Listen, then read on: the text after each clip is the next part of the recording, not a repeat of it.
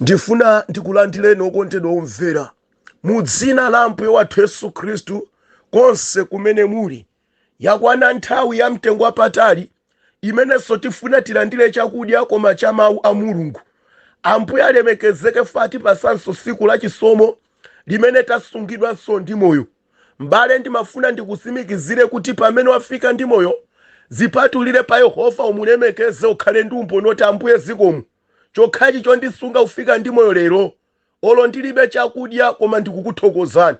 Alipo anthu amene ali nchakudya ndalama zambiri ku banki koma sanafike lero amwalira kuti lero mawa uno akhala akuyikidwa maliro awo. Koma ine opanda china chilichonse ine mwandipasa moyo, ndili ndi moyo wamphamvu osadwaladwala okondedwa nchifukwa chokwanira chomulemekeza Mulungu. Zulo ndimalimbikisa anthu kuti apita akapemphere chifukwa chakuti wamapezeka ku tchachi chawo dzulo kankuphiri pachigwa kampasi pa mtengo asonkhane monga mwa mawu a Mulungu kuti kusonkhana kwathu kusakhale kolekeza. Ndekuti lero kusonkhana kulibe tsiku, nthawi ina iliyonse titha kusonkhana ndi kumulemekeza Mulungu ndi mtima woyera amapezeka pamenepo. Ndimafuna ndikulankhuleni okondedwa, tilibe tsiku la kupemphera kuna kuti tsiku lathu lopemphera ndili, koma tsiku lina lilonse usana ndi usiku Bible kutipempha kuti tipemphere chifukwa ku dziko kuno timalimbana ndi mdani. Tili dziko lochimwa limene kumayenda mdani amene ndi Satana njerekezi.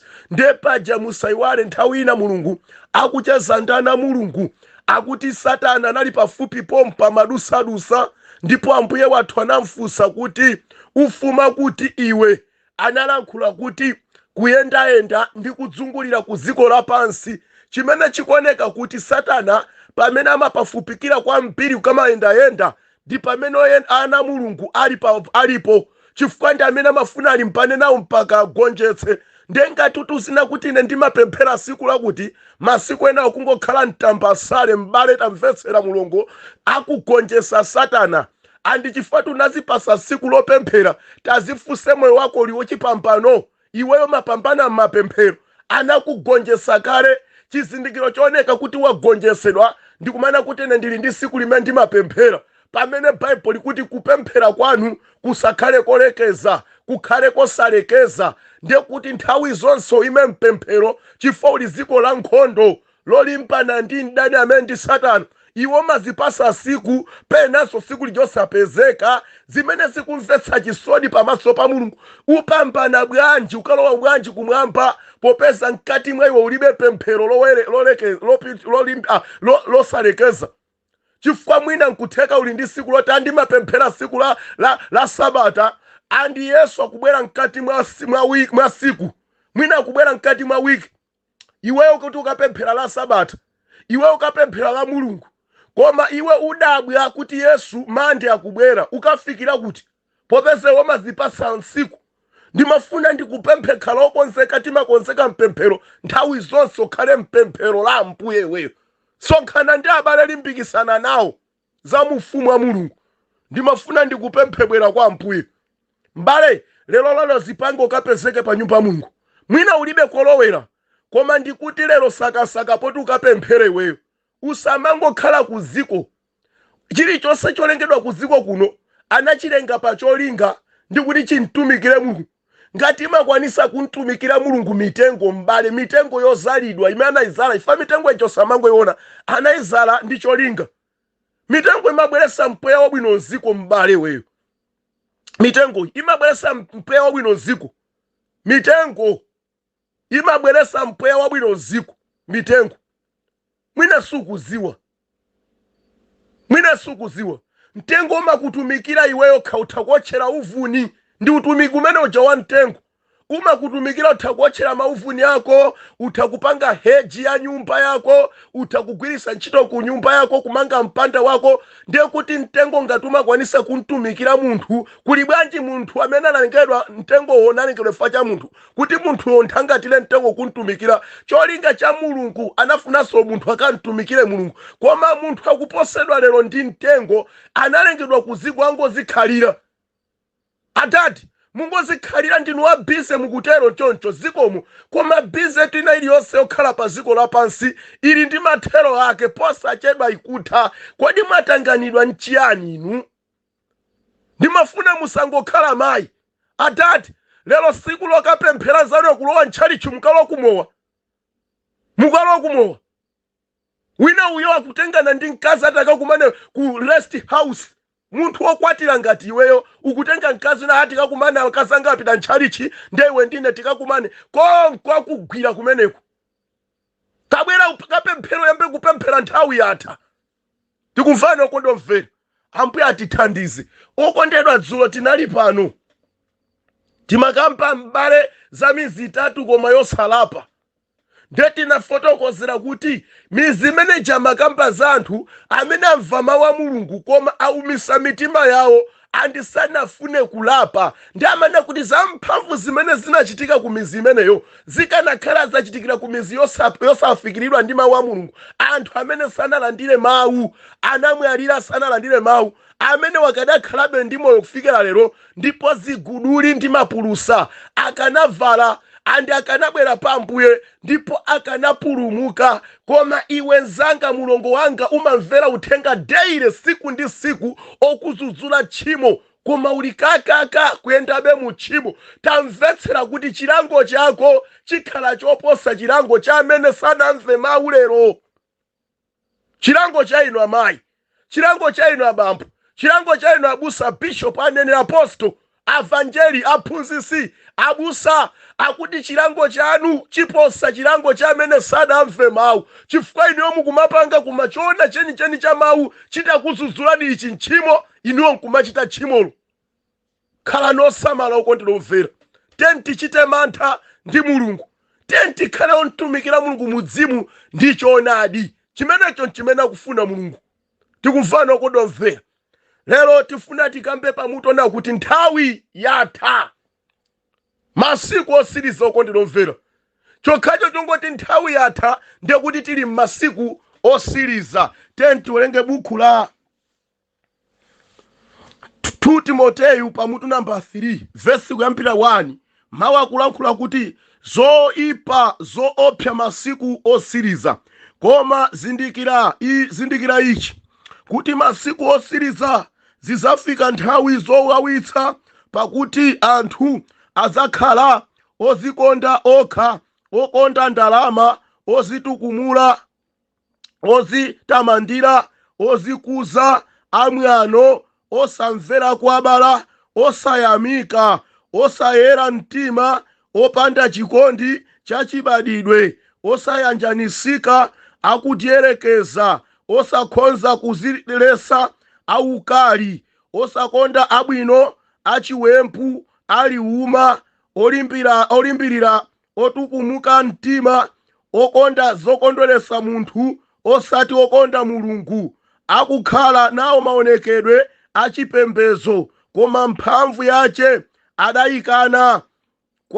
Kwa iwenso uzipatule, pakuti mwa iwo akhala akukwawira nyumba, nagwira akazi opusa, osenza akatundu azoyipa zawo, otengedwa nazo zilakolako za mitundu, ophunzira nthawi zonse, koma sakhonza konse kufikira ku chizindikiro cha choonadi. Ndipo monga momwe Yane ndi Yambre anatsutsana naye Mose, kotero iwonso atsutsana nacho choonadi.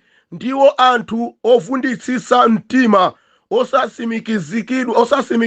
osasimikizidwa pa chikhulupiriro, koma sazapitirirapo, pakuti kupusa kwawo kuzaonekeratu kwa onse, monganso kupusa kwa iwo aja. Atate, mu dzina la Ambuye wathu Yesu Khristu, ndifuna ndikulemekezeni chifukwa cha mawu amene mukutipatsa. Tilankhuleni mfumu, chifukwa ndinu Mulungu woyenera kutilankhula.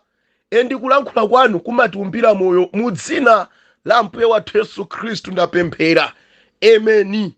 Okondedwa omvera, mu nkhaniyi muli zinthu zingapo zimene tingofuna titolemo, zimenezo tizigwire ndingolingana ndi nyengo imene tili. Nkhani ndikulankhula kuti nthawi yatha, tili masiku okondedwa omvera, koma masiku otsiriza.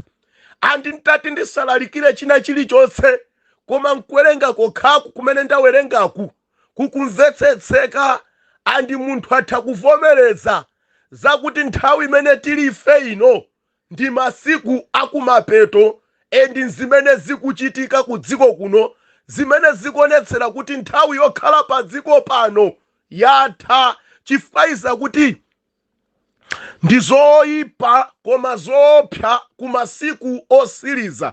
Uyu amalankhula izi ndi apostolo Paul, amamuza mwana wake Timoteyu, kumuchenjeza, kumuziwisa mmene dziko lifikire, kuzimene anthu akhalire ndi moyo okhala mdziko muno uchitire. Ndi amamuza zimene zichitikire dziko, andi akaona zimenezo azindikire kuti nthawi yokhala pansi pano yatha. Mbale, lero ndikufuna ndilankhule monga mwa apostolo Paul, ndifuna ndilankhule ndiwe mbale komanso mulungu, kuti zizindikiro zakutha kwa nthawi ndi zimene zikuoneka zosonyezera nthawi yatha. Endi mulungu akamationesera zizindikiro, amafuna kuti tikonzeke mokwanira kuti choopsa chimene chikubwerera moyo uno chisatigwere, chifukwa chigwera kwa anthu amene ndi ochimwa, amene achoka mdziko muno asanalape. Chifukwa mwayi ulipo oti iwe utha kulapa pamene ukukumana ndi liwu la Mulungu lokuza kuti bwerera kuchita iko chimene iweyo kupita. Chifukwa kumene ukupitako kulibe moyo, ambiri amathera komweko. Chimenechi ndi mawu a Mulungu akukuchenjeza kuti ukaona zizindikiro zikuchitika ndi zizindikiro zakutha kwa nthawi, mwanjira inakhala wokonzeka kuti nthawi pamene ikutha iweyo ukhale nkobisala kwa Ambuye. Chifukwa ngati sukhala nkobisala, mbale, wathera pamenepo. Mvetserani, Baibulo likuti uzindikire iwe, amauzidwa ndi Timoteyu, koma lero tikufuna tifotokozere kwa inu ndine. Baibulo likuti masiku otsiriza zizafika nthawi zowawitsa, nthawi zopweteka. Maona kuti nthawi zowawitsa okondedwa omvera ndekuti zili mbrackets.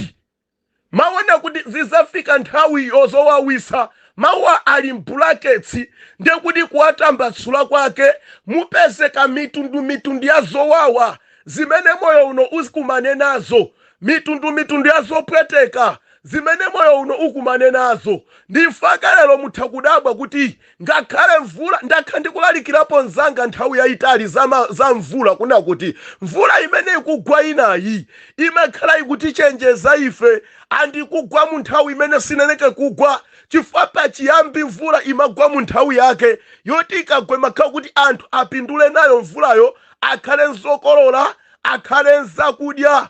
Koma tamvetsera lero mvula ingogwa mmene ingagwere mu nthawi imene Mulungu wadziwa kuti ndigwetse mvula. Chifukwa chani? Tchimo likagwa ku dziko, mvula sigwa mu nthawi yake. Baibulo linafotokozerapo zimenezi, simagwa mu nthawi yake, imagwa mu nthawi yosiyana ndi nthawi imene anthu amayembekezera. Koma tamvetsera mutati muone, kodi mvula imene yagwayi sizowawa zimenezi? Anthu ambiri amene tinali nawo, abale athu, lero tikulira misozi, apita kuti? Atsikira kuli chete, atsikira facha chani okondedwa omvera? Zimenezi sizowawa. Kodi mitima mwathu sitimva ululu za zimene zatigwera? Nyumba zaonongeka, zinthu zambiri zaonongeka. Kodi sizowawa zimenezi? Kodi zikuchitika mu nthawi yanji okondedwa? Lero mutha kufotokoza kuti mvula imene yatigwerayi ndi imene sinachitikepo angakhale kale lonse. Olo titafunsa gogo athu, agogo awo athauna kuti nchoyamba pa dziko pakwathu kuno kutigwera. Kodi sichowawa okondedwa omvera? Chagwa masiku ati otsiriza. Baibulo likuti masiku otsiriza tipitani si mvula yokha kuchitika zinthu ku dziko kuno. Mwamphamvu dera lina kukuchitika zinthu, dera linanso kuchitika zinthu. Kwina tikumva zivomerezi zawononga anthu. Kodi sizowawa zimenezi zivomerezi? Kodi Baibulo sinane kuti kuzagwa zivomerezi malo mmalo? Nkhondo ena kulira ndi nkhondo. Kodi sizowawa nzanga zimenezi? miyoyo yanthu ikuonongeka, ena kusidwa mitima ikupweteka. Kodi sizowawa zimenezi? Posachedwa takha tikulira korona. Kodi sizowawa miyoyo yanthu ambiri yapita m'manda? Kodi sizowawa zimenezi? Ndiye kuti muthakuona kuti brackets imeneyi muli zambiri pa moyo wathu, njala zili mmenemu, zili muzowawa zimene tikumane nazo, zimiriri zosamvetsetseka, zimatenda zachilendo zokungogwa tsiku ndi tsiku. Kodi sizowawa zopezeka m'masiku otsiriza? Zimenezo nzizindikiro zonkwanisa kunchenjeza munthu kuti khala okonzeka, bwera kwa Ambuye fa chiwonongeko cha muziko chili pafupi. Tikuvana okondwa mfere.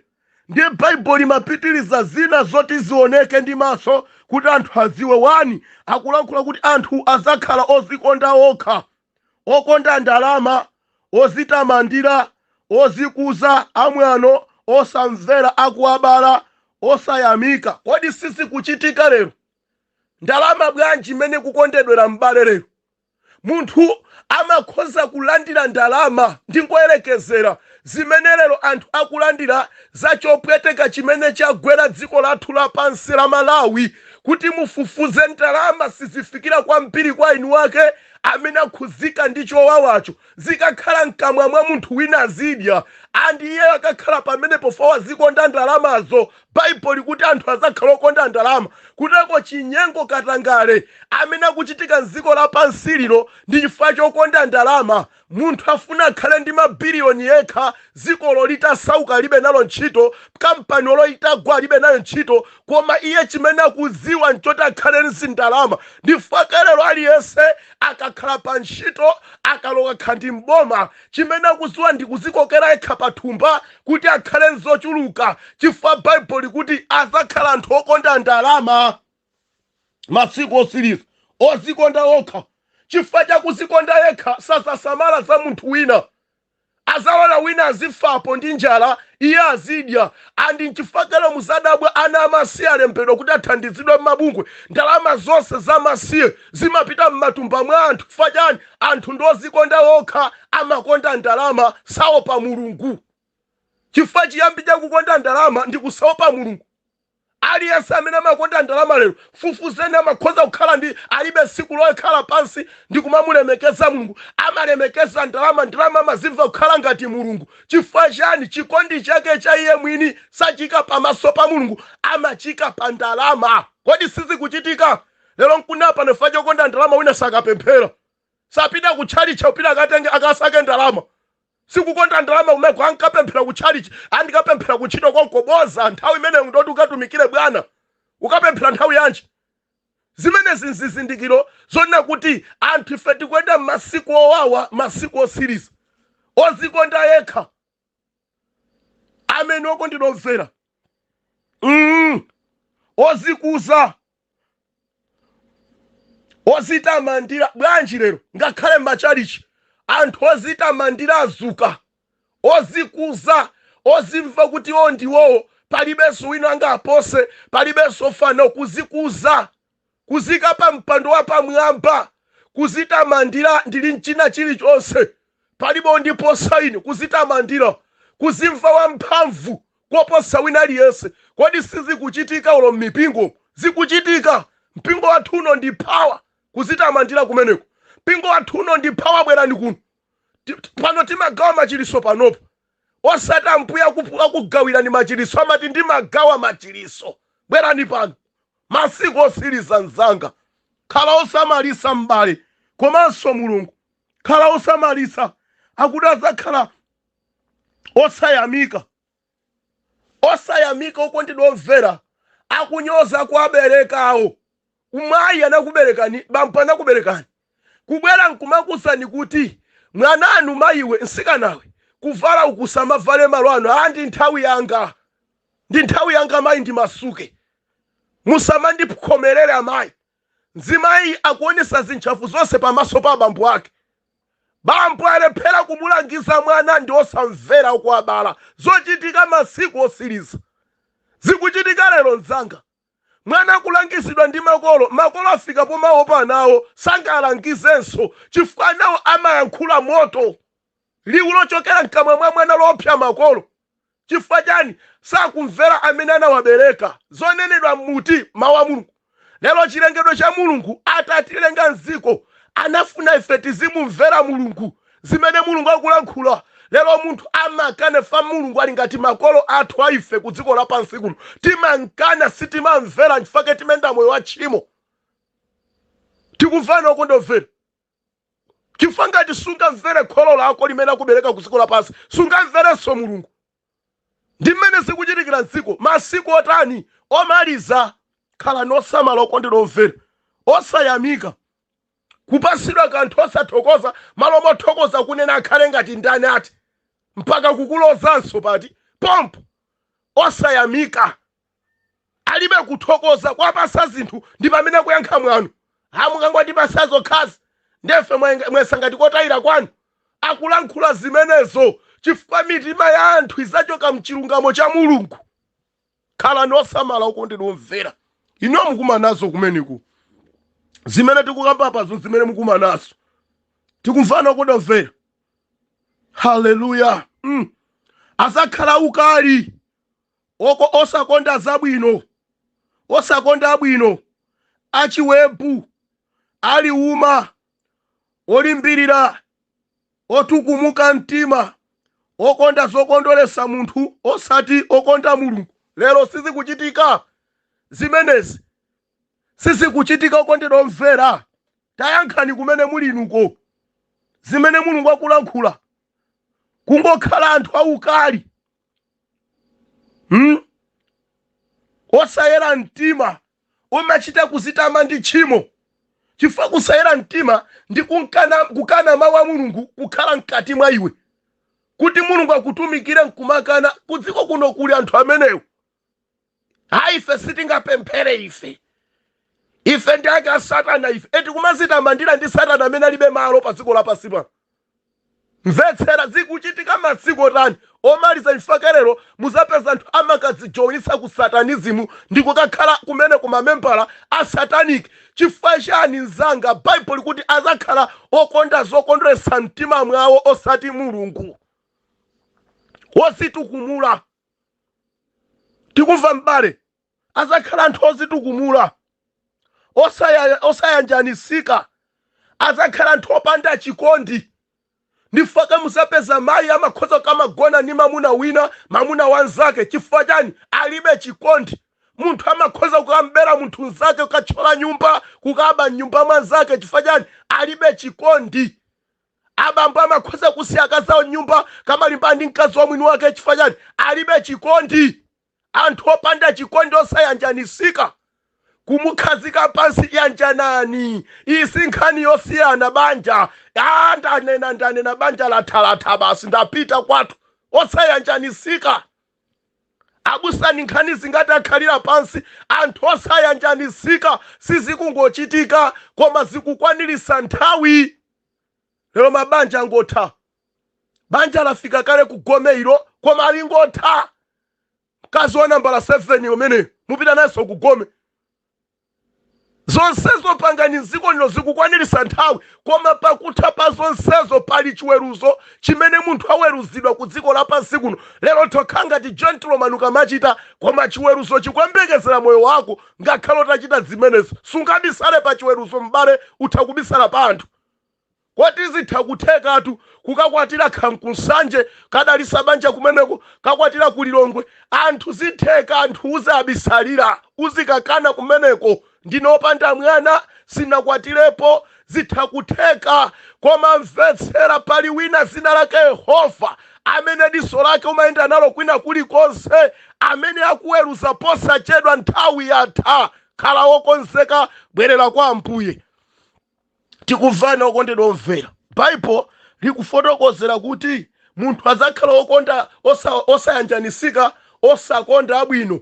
Lero bwa aziwembu lero tingobisalirana kumaphana ziko lafika pamenepo anthu kumaphana kumachosa ziwalo munthu ndi munthu kamba business koma yogulisa ziwalo za munthu nzake kumbisalira panjira kumpha munthu opanda chifukwa mwampheraji munthu achiwempu kumpangira masenga munthu amwalire asowe kuziko alibe cholakwa china chilichonse chimene anakulakwirani. Ouma mtima kumamdusisa nzako m'mavuto, nzako alibe chokulakwira china chilichonse, iwe nkumasekerera andi kwakhaulisa ndine andimva mbebe ine ndimatero ine. Koma mvetsera pali tsiku loopsa pa moyo wako limene ukatenthedwa ngati susiya zimenezo. Mwina kuzikotha kumazitama ndi nyanga, utha uzitama ndi ukali ku dziko, chifukwa Baibulo likuti azakhala anthu ouma mtima, aupandu, okonda ndalama, osakonda Mulungu. Lero zimene tikuchita dziko lapansi zizindikiro zakutha kwa nthawi. Anthu chilakolako cha pamaso pa Mulungu chizachokera. Nzanga khala osamala, chifukwa zimene zikuyenda pa moyo wako lero. Iwe ndi mmodzi mwa anthu okonda ndalama iweyo. Iwe ndi munthu mmodzi mwa anthu osayanjanisika iweyo. Iwe ndi munthu mmodzi mwa anthu ozikuza. Iwe ndi munthu mmodzi nzanga mvetsera, iwe ndi munthu mmodzi osakonda osamvera akubereka ako. Iwe ndi munthu mmodzi osakonda abwino. Iweyo umayipidwa ndi anthu amene ali abwino ku dziko.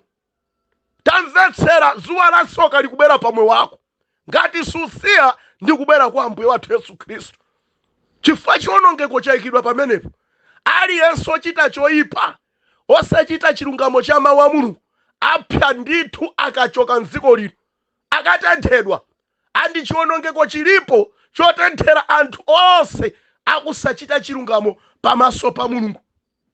Tikumvana okondera omvera, ndimafuna ndikupempha ukhala osamala. Akukhala nawo maonekedwe achipembedzo koma mphamvu yake atayikana. Kwa amene wonso uzipatule. Ndimafuna ndikulimbikitseni makamaka pamenepo. Nkhani yonse sanayipitirize, iwe ndikupempha uyimalizise kuyambira pa chapter cha nambala 3 ulekere pa verse ya nambala kuyambira 1 kulekera verse 9 uyimalizise. Olingana ndi nthawi sindikwanisa kuti ndiyimalize chifukwa nthawi yokhalira pano yandichepera. Koma tamvetsera, Baibulo likuti azakhala anthu amaonekedwe achipembedzo, oneka opemphera, oneka ngati ndi mtumiki wa Mulungu, koma mphamvu ya Yehova atayikana. Chizindikiro chona kuti mphamvu ya Mulungu ayikana ngakhala koneka achipembedzo ndi ntchito zake za munthu zimene zizaonetsedwa mwa iye. Chifukwa ntchito ndimene mafotokozera pa munthu kuti ngwachilungamo pamaso pa Mulungu kapena ayi. Chifukwa atha kulalikira koma akugonanso ndi azimayi, akupanga zibwenzi ku dziko, akudalira mankhwala ku dziko. Ndiye kuti maonekedwe amapezeka pa tchalichi, ali ndi fellowship, ali ndi WhatsApp group yake amayitumikira, koma mphamvu ya Yehova anayikana. Chifukwa mphamvu ndimene mamulesa tchimo, animene yoyo ikakhala kuti sili mwa iwe sumaleseka tchimo, umaziphatikabe kukhala ku tchimo koma uli mtumiki. Ukhoza kukhala wa praising team koma wazibwenzi zokhazokha, utokhala wakwayala ongokuthetsa mabanja anthu, utokhala mzimayi wopembedzera koma ongovulira wina aliyese, utokhala mbusa ongovulira wina aliyese. Zimene zimachitika chifukwa chakukana mphamvu ya Mulungu imene makulesa tchimo. Ndiye kuti maonekedwe opezeka pa tchalichi mchipembedzo, koma chochitika chokulesa ku tchimo ndiyo mphamvu pa iweyo makhala wayikana. Ndifaka umakhala munthu opanda control pakulesedwa tchimo, sulesedwa umakachita bechoipa chimene ndi tchimo, koma uli mtumiki, uli wopemphera. Lero umavala ngati munthu wamphamvu wabwino, oyera mtima, mzimayi wabwino, duku kumutu, malaya abwino, diresi yabwino, uniform yabwino, koma kamalisa zokachitika wachisembwere. Mphamvu ya Yehova anayikana. Odalira zitumwa, mphamvu ya Yehova anayikana. Kungomva mthupi wakwasing'anga koma ndi mtumiki, ndi wopemphera, mphamvu ya Yehova anayikana. Samafuna mphamvu ya Yehova, amafuna mphamvu ya kuziko. Kwa amene wakuti uzipatule mwanjira ina musamangoziphatika kwa anthu onse amene azuka kudziko kuno koma machitidwe awo akupemphera koma kuchita benyasi. Baibulo likuti muzipatule. Muzipatule. Hayi apora amatchulapo mawu a Mulungu ndikuti si Mulungu amene akutchulayo. Akuti muzipatule. Ngati Mulungu akuti uzipatule, chimene chamayankhula ndi Apostle Paul akumuza Timoteyo, mwana wanga, ali kwa anthu oneka chipembedzo koma mphamvu yake atayikana. Uzipatule kwa anthu amenewo. Chifukwa kuononga ambira ndikukamba pano masiku Otsirizano awonongeka chifukwa cha mameseji wasatira pa WhatsApp group. Anthu awonongeka asatira zosana kuzisatira. ametedwa sisi anthu kuziko lapansi kuno kwauze kuti zimenezi zimukapya nazo. Avulisidwa zovala akuti ukavala chovala chikupita ku gahena pamene chokawotchedwa munthu chili mkati. Mulungu akawotcha chimenecho.